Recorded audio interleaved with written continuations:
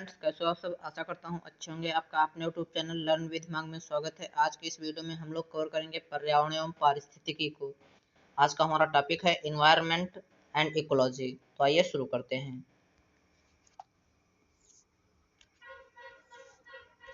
पहला क्वेश्चन है, पारिस्थितिकी इकोलॉजी किनके मध्य पारस्परिक संबंधों का अध्ययन है। इकोलॉजी जो है जीव समुदाय और वातावरण के बीच पारस्परिक संबंधों का अध्ययन है। इकोलॉजी के अंतर्गत जीवों के समुदाय और उनके वातावरण के बीच जो है अध्ययन किया जाता है। पर्यावरण के 3 प्रमुख घटक कौन से हैं? तो इसका राइट आंसर हो जाएगा जैविक संगठक, अजैविक या भौतिक संगठक तथा ऊर्जा संगठक। नेक्स्ट है, सर्वप्रथम गहन पारिस्थितिकी डीप इकोलॉजी शब्द का प्रयोग किसने किया था? तो इसका राइट आंसर हो जाएगा अर्नी नेश ने। सर्वप्रथम गहन पारिस्थितिकी डीप इकोलॉजी शब्द का प्रयोग अर्नी नेश ने किया था। घास, स्थल, वन तथा मरुस्थल किस पारिस्थितिकी तंत्र के उदाहरण हैं? तो इसका राइट आंसर हो जाएगा स्थलीय पारिस्थितिकी तंत्र के उदाहरण हैं। घास, स्थल, वन तथा मरुस्थल जो है स्थलीय पारिस्थितिकी तंत्र के उदाहरण हैं।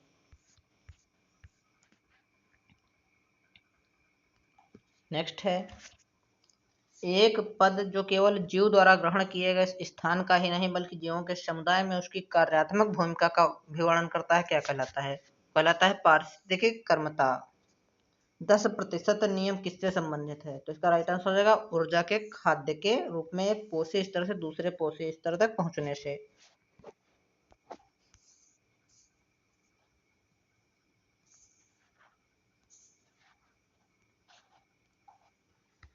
नेक्स्ट है, धारणीय या स्थायी विकास सस्टेनेबल डेवलपमेंट की अवधारणा सर्वप्रथम किसने प्रस्तुत की थी?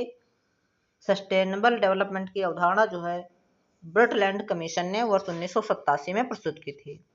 नेक्स्ट है, पारितंत्र में खाद्य श्रृंखलाओं के संदर्भ में किस प्रकार के जीव अपघटक डीकम्पोजर कहलाते हैं?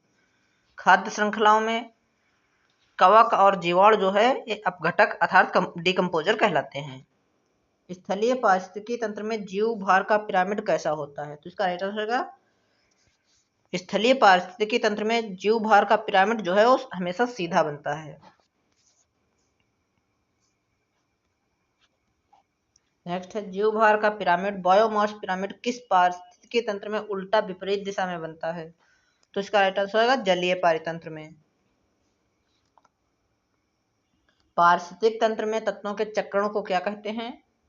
पारिस्थितिकी तंत्र में तत्वों के चक्रण को जैव भू रासायनिक चक्र अर्थात बायोजियोकेमिकल साइकिल कहते हैं। समुद्री वातावरण में कौन से जीव मुख्य प्राथमिक उत्पादक होते हैं? तो इसका राइट आंसर हो जाएगा समुद्री वातावरण में जो मुख्य प्राथमिक उत्पादक होते हैं वो होते हैं फाइटोप्लैंक्टन। नेक्स्ट है, पारितंत्र का गतिक हृदय किसे कहा जाता है? पारितंत्र का गतिक हृदय जो है ऊर्जा प्रवाह और खनिज चक्र को कहते हैं।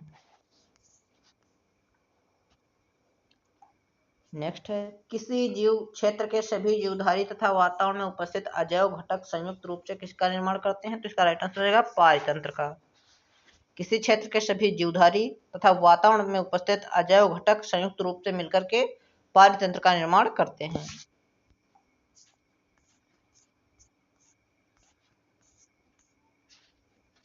नेक्स्ट है, सर्वाधिक स्थायी पारिस्थितिकी तंत्र कौन सा है? तो इसका आंसर होगा महासागर। सर्वाधिक स्थायी पारिस्थितिक तंत्र जो है वो महासागर है। जैवमंडल आरक्षित क्षेत्र नंदा देवी किस राज्य में स्थित है? नंदा देवी जो है उत्तराखंड में स्थित है। भारत के किस राज्य केंद्र शासित प्रदेश में विविध समुद्री पेड़ पौधे तथा जंतुओं को संरक्षित करने के लिए जैव आरक्षित क्षेत्र बायोस्फीयर रिजर्व स्थापित किया गया है? तो इसका आंसर होगा अंडमान और निकोबार द्वीप समूह में। भारत के प्रथम जैवमंडल आरक्षित क्षेत्र नीलगिरी को वर्ष 2000 में यूनेस्को द्वारा जैवमंडल आरक्षित क्षेत्र घोषित किया गया। वर्तमान में कुल 12 जैवमंडल आरक्षित क्षेत्र हैं, यूनेस्को के नेटवर्क में शामिल हैं। नेक्स्ट है, वाल्मीकि बाघ आरक्षित क्षेत्र वाल्मीकि टाइगर रिजर्व परियोजना किस राज्य से संबंधित है? इसका राइट आंसर हो जाएगा पश्चिमी चंपारण बिहार से। वाल्मीकि टाइगर रिजर्व जो परियोजना है वो पश्चिमी चंपारण अर्थात बिहार से संबंधित है। पारिस्थितिक तंत्र की ऊर्जा का प्रमुख स्रोत किसे माना जाता है? तो इसका राइट आंसर होगा सोलर रेडिएशन को। ऊर्जा का प्रमुख स्रोत जो है पारिस्थितिक तंत्र में सौरिक विकिरण था तो सोलर रेडिएशन को माना जाता है। 10% का नियम किस वैज्ञानिक ने दिया था? तो इसका राइट आंसर होगा रेमंड लिंडमैन ने। 10% का नियम रेमंड लिंडेमैन ने दिया था। पर्यावरणीय नियतिवाद या निश्चयवाद के प्रतिपादक कौन थे? तो इसका राइट आंसर हो जाएगा कार्ल रिटर।